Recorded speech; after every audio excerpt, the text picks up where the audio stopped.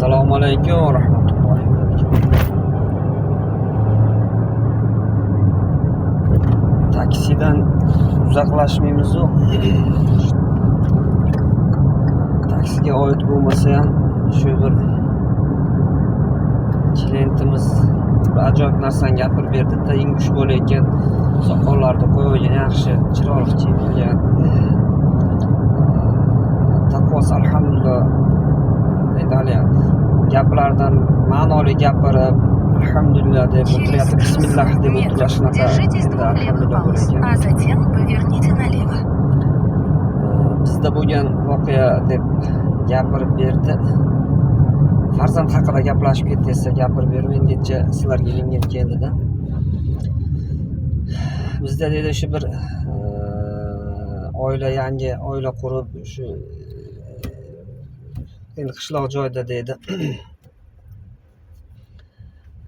yashashar ekan dedi. Endi bir kuncha bir-biriga erkalab nima qilishibdi-da. Endi bugun bir o'zimiz uchun kun o'tkazaylik. Birov kelsa umuman eshikni ochish yo'q, ko'chaga chiqish yo'q, faqat uyda ikkovimiz mazza qilib bir dam olamiz.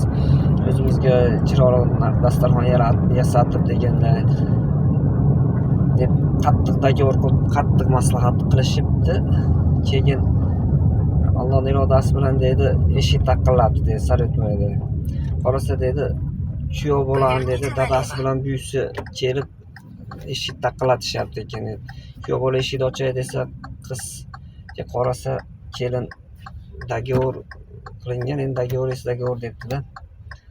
Desa endi eshikni ochishmabdi ikkovi. Bo'pti, va'dalashuvdik, va'damda turang deb.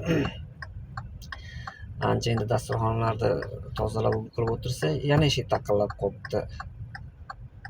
Taqillab qarasa, Allohning irodasi bilan kelinni dadasi bilan buyisi kelgan ekan-da. Unda qarasa kelin bor eshikni ochsa, biz va'dalashganmiz, dogovor qilganmiz, eshikni ochmaysan ota-onangga desa, dogovorni ancha-muncha buzib tursa bo'laveradi deb eshikni ochgan ekan-da.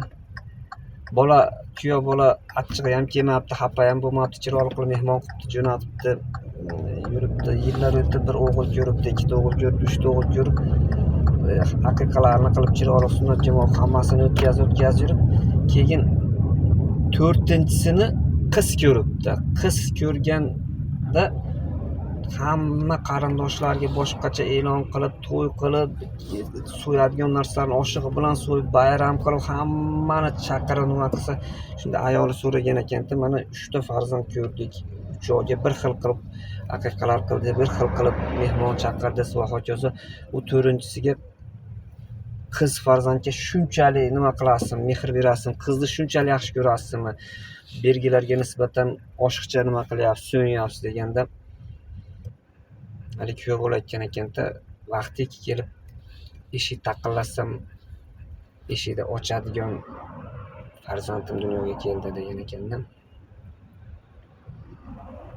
Shunaqa.